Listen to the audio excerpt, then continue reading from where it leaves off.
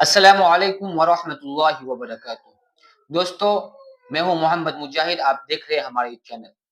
آپ تمام حضرات سے گزارش ہے، ایک اپیل ہے کہ آپ اگر ہمیں فیس بک انسٹاگرام پر دیکھ رہے ہیں، ہمارے پیج کو فالو کیجیے، اور اگر یوٹیوب پر دیکھ رہے ہیں تو ہمیں سبسکرائب کیجیے اور ہماری ویڈیوز کو شیئر کیجیے۔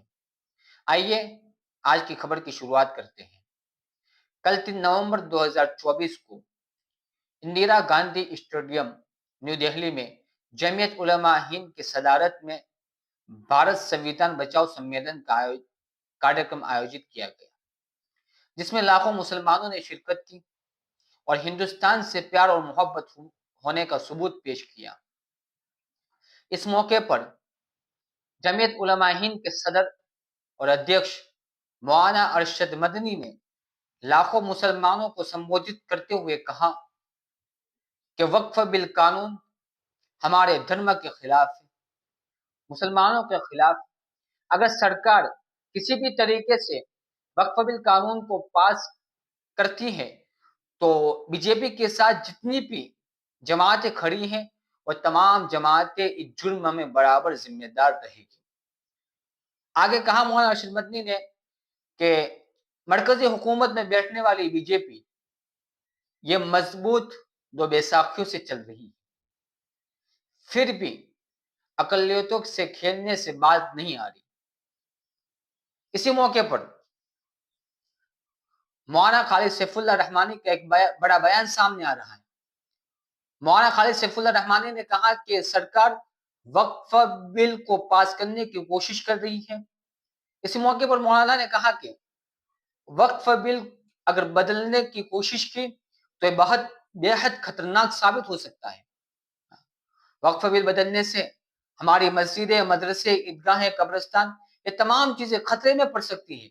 یہ مولانا خالد سیف اللہ رحمانی کا بیان تھا۔ مولانا خالد سیف اللہ رحمانی آل انڈیا مسلم پرسنل بورڈ کے ادھیکش ہیں۔ کیا کہا مولانا نے؟ دیکھیے آپ اس رپورٹ۔ چاہیے وقف کوئی عام لین دین کا مسئلہ نہیں ہے کہ کسی نے کسی کو زمین دے دی اور کسی نے قبول کر لی۔ یہ اللہ تعالیٰ کی عبادت ہے، جیسے نماز ہماری ایک عبادت ہے۔ اگر کوئی ہم کو نماز سے روکے اور نماز میں رکاوٹ بنے تو ہم برداشت نہیں کر سکتے ہیں۔ اسی طرح زکوٰۃ بھی ایک عبادت ہے اور اسی طرح وقف بھی ایک عبادت ہے۔ اس لیے میرے بھائیوں اور بزرگوں، یہ دین کا نہایت اہم عمل ہے اور مسلمان کسی قیمت پر اس میں کسی کمی اور کمزوری کو گوارا نہیں کر سکتا۔ اب جو وقف کا قانون، وقف میں جو ترمیم کی کوشش کی جا رہی ہے، یاد رکھیے یہ بہت ہی خطرناک ترمیم ہے۔ خدا نخواستہ اگر یہ قانون بن گیا تو ہماری مسجدیں، ہمارے مدرسے، ہماری عیدگاہیں، ہمارے قبرستان، ہمارے شیعہ بھائیوں کے امام بارے درگاہیں، یہ سب کے سب ان کا وجود خطرے میں پڑ جائے گا۔ اس لیے یہ بڑی اہم لڑائی ہے اور پوری قوت کے ساتھ ہمیں اس لڑائی کو لڑنا ہے، اور جو کچھ ملت کے قائدین جو آواز دیں اس آواز پر لبیک کہنا ہے۔ میرے بھائیوں، انشاءاللہ فضیل ایوبی صاحب آپ سے تفصیل بیان کریں گے، لیکن اس قانون کا ایک خطرناک پہلو یہ ہے کہ وقف بائی یوزر کا ایک قانون پہلے سے ہے۔ اگر کوئی چیز مسجد یا قبرستان یا عیدگاہ کے طور پر استعمال ہوتی آئی ہے تو اس کو مسجد ہی مانا جائے گا، اس کو قبرستان تسلیم کیا جائے گا، اس کو عیدگاہ تسلیم کیا جائے گا۔ اور یہ صرف مسلمانوں کے لیے نہیں ہے، ہمارے برادران وطن کے لیے بھی ہے کہ اگر کوئی جگہ طویل عرصے سے مندر کے طور پر، تیرتھ استھان کے طور پر استعمال ہوتی آئی ہے تو ان کی اس حیثیت کو تسلیم کیا جائے گا۔ اب یہ قانون اتنا خطرناک ہے کہ جو چیز صرف استعمال کی بنا پر کسی وقف کو نہیں مانا جائے گا، اس کے لیے ڈاکومنٹ پیش کرنا ہوگا، گورنمنٹ ڈاکومنٹ مانگے گی۔ آپ سوچئے دلی کی جامع مسجد 400 سال پہلے بنی، آج اگر کوئی آپ سے اس کے ڈاکومنٹ مانگے، اس کے دستاویز مانگے، کیا اس کا دستاویز دینا ممکن ہے؟ حیدرآباد میں مکہ مسجد ہے، قطب شاہی دور کی ہے، وہ بھی تقریباً 300-400 سال پہلے کی ہے۔ اگر کوئی شخص، حکومت آج یہ کہے کہ آپ ثبوت دیجئے کہ کیسے اس کو مسجد مانا جائے، ہم آپ اس کا ثبوت فراہم کر سکیں گے؟ نہیں کر سکیں گے۔ ہمارے بڑے بڑے مدرسے ہیں، قدیم مدرسے ہیں، دارالعلوم دیوبند ہے، ماشاءاللہ 150 سال اس پر گزر چکا ہے، اور بھی اس کے قریب العمر کئی مدرسے اس ملک میں موجود ہیں۔ اس زمانے میں لوگ زبانی عطیہ دے دیتے تھے، مدرسہ بن جاتا تھا، تعلیم کے لیے اس کا استعمال ہونے لگتا تھا، عوام بھی اس کو مدرسہ تسلیم کرتی تھی، اور حکومت بھی اس کو مسلمانوں کی ایک تعلیمی پراپرٹی تسلیم کرتی تھی۔ آج فرض کیجئے کہ ایسے قدیم اداروں سے اگر دستاویز مانگا جائے تو اس کا پیش کرنا کتنا دشوار ہوگا۔ تو یہ قانون میں ایسی ترمیم ہے وقف با یوزر کو ختم کرنے کی کہ ہماری ہزاروں مسجدیں، مدرسے، قبرستان، درگاہ، یہ سب حکومت کے رحم و کرم پر رہ جائیں گی، اور ہمارے لیے اس کو قانون کی طاقت سے منوانا مشکل ہو جائے گا۔ دوسری بات یہ ہے کہ ایک خاص قانون وقف کے ساتھ رکھا گیا ہے، لمیٹیشن ایکٹ کا۔ حکومت کے قانون میں بہت سی زمینوں پر ایک مخصوص مدت تک اگر کوئی شخص قابض ہو تو وہ اس کی ملکیت سمجھی جاتی ہے، لیکن کچھ چیزوں کو اس سے مستثنیٰ کیا گیا، ان میں وقف بھی ہے۔ وقف پر ناجائز قبضہ کتنا بھی قدیم ہو، کتنا بھی پرانا قبضہ ہو، اس کے قبضے کی وجہ سے اس کو قابض کی ملکیت نہیں سمجھا جائے گا۔ وقف بورڈ اپنے کاغذات کے ذریعے، اپنے دلائل کے ذریعے سچائی کو ثابت کر سکے گا، زمین واپس لے سکے گا۔ اب جو قانون میں ترمیم کی گئی ہے اس کے مطابق یہ جو مستثنیٰ کیا گیا تھا وقف کی زمین کو، اور بھی بہت سی چیزیں اس سے مستثنیٰ ہیں، سرکاری زمینیں بھی مستثنیٰ ہیں، یہ صورتحال ختم ہو جائے گی۔ گویا جو ناجائز قابضین ہیں ان کو اور تقویت پہنچائی جا رہی ہے، ان کا حوصلہ بڑھایا جا رہا ہے، اور وہ ایسی جائیدادوں پر قابض ہو جائیں گے۔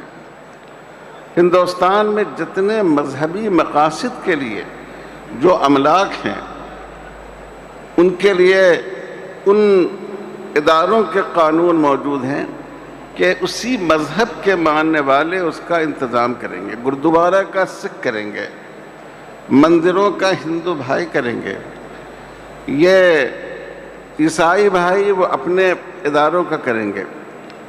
لیکن اس قانون میں آپ دیکھیے کتنی بڑی زیادتی ہے کہ وقف جو خالص ایک اسلامی ادارہ ہے اور مسلمانوں کا نہیں ہے بلکہ یہ ایک عبادت سے جڑا ہوا ادارہ ہے، اس کو اس میں اس کی مینجمنٹ میں، اس کی انتظامیہ میں مسلمان ہونے کی شرط ختم کر دی گئی ہے۔ وقف کونسل میں ایک اچھی خاصی تعداد غیر مسلم لوگوں کی ہو سکتی ہے، وقف بورڈ میں بھی غیر مسلم بھائیوں کی ہو سکتی ہے، وقف آفیسر کے لیے بھی مسلمان ہونے کی شرط ختم کر دی گئی ہے۔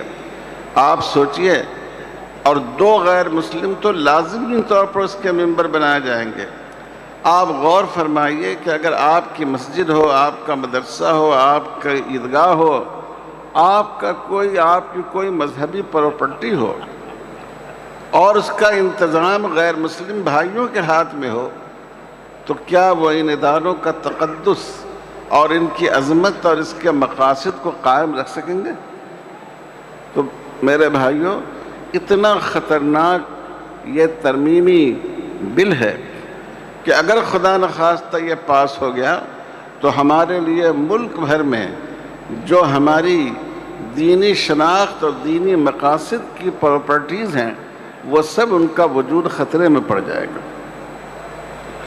اور پھر آپ دیکھیں کہ یہ زمینیں حکومت کی دی ہوئی نہیں ہیں، یہ ہمارے آباء و اجداد کی ہیں۔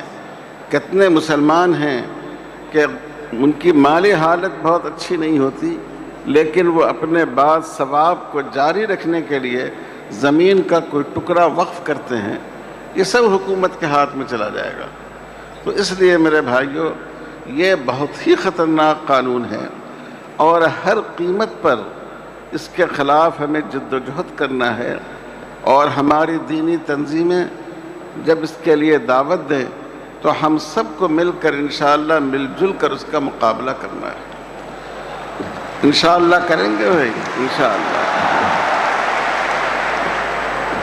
ابھی ہمارے بعض بزرگوں نے رسول اللہ صلی اللہ علیہ وسلم کی جو بعض خبیث اور بدطینت لوگوں نے اہانت کی ہے، اس کے بارے میں ارشاد فرمایا۔ ہمارا مطالبہ یہ ہے کہ ہم صرف حضور صلی اللہ علیہ وسلم کے لیے نہیں، ہمارا دین ایسا دین ہے، بھائی چارے کا دین، انصاف کا دین، کہ ہمارے دین میں کسی بھی مذہب کی مقدس شخصیتوں کو برا بھلا کہنے سے منع کیا گیا ہے۔ ہم دیویوں دیوتاؤں کی پوجا نہیں کرتے اور کر ہی نہیں سکتے ہیں، لیکن قرآن مجید نے کہا کہ جو ہمارے غیر مسلم بھائی، جو ہمارے ہمسائے دیویوں اور دیوتاؤں کی پوجا کرتے ہیں، ہم ان کو برا بھلا نہ کہیں تاکہ ان کی دل آزاری نہ ہو، ان کے جذبات مجروح نہ ہوں۔ اس لیے ہم حکومت سے مطالبہ کرتے ہیں کہ ایک ایسا قانون مذہب کی، مذاہب کی، تمام مذاہب کی مقدس شخصیتوں کی توہین کے سلسلے میں گورنمنٹ کو لانا چاہیے، جس میں اس کو سنگین جرم مانا گیا ہو، جس میں اس کو بہت ہی خطرناک جرم مانا گیا ہو، اس پر مناسب حال سزا مقرر کی گئی ہو، اور اس کے سزا کا نفاذ اور اس مقدمے کے ذریعے ظالم کو ظلم سے روکنا آسان ہے۔ ہم کہتے ہیں ہم تو محمد الرسول اللہ صلی اللہ علیہ وسلم کی ذات ایسی ہے، مسلمان تو یہ سمجھتا ہے کہ اگر ہمارے جسم کا ایک ایک قطرے لہو بھی آپ پر قربان ہو جائے تو کم ہے، لیکن ہمارا سینہ اتنا کشادہ ہے کہ ہم کہتے ہیں کہ اس قانون میں ایسی چیزیں لانی چاہیے اس ملک کی بڑی مذہبی اکائیوں کے بارے میں، ہندو مذہب کی مقدس شخصیات، مسلمانوں کی، سکھوں کی، عیسائیوں کی، کہ اگر کوئی آدمی اس کی اہانت کرے گا تو اس کو ایک سخت سزا دی جائے گی، اور وہ مقدمہ ایک مختصر مدت متعین کی جائے کہ 1 مہینے میں، 2 مہینے میں فاسٹ ٹریک عدالت کے ذریعے اس کو فیصل کیا جائے تاکہ لوگوں کے جذبات مجروح نہ ہو۔ ایک انسان دوسرے انسان کو تھپڑ مار دے، گالی دے دے تو کیس بن جاتا ہے، ایک آدمی کی دل آزاری ہوتی ہے۔ بتائیے کہ پوری اتنی بڑی امت کی دل آزاری، یہ کتنا بڑا جرم ہے، اور پھر اس سے ملک کے باہر اس ملک کی کیا شبیہ بنے گی۔ ہندوستان کی جو خصوصیت ہے اور جو خوبی ہے وہ سیکولرزم ہے، مذہبی رواداری ہے۔ جب یہاں مذہبی رواداری ختم ہو جائے گی اور مذہب کی مقدس شخصیتوں کو برا بھلا کہا جائے گا، حکومت اس پر کوئی کارروائی نہیں کرے گی بلکہ پیچھے سے اس کی پیٹھ ٹھوکے گی، تو آپ سوچئے کہ دنیا کے دوسرے ملکوں میں ہمارے ملک کا چہرہ کتنا داغدار ہوگا۔ اس لیے ہم صرف ایک اپنے دین سے محبت رکھنے والے مسلمان ہی کی حیثیت سے نہیں، بلکہ اس ملک سے محبت رکھنے والے ایک بھارتی شہری کی حیثیت سے بھی مطالبہ کرتے ہیں کہ حکومت کو اس سلسلے میں سخت قدم اٹھانا چاہیے۔ میں بہت شکر گزار ہوں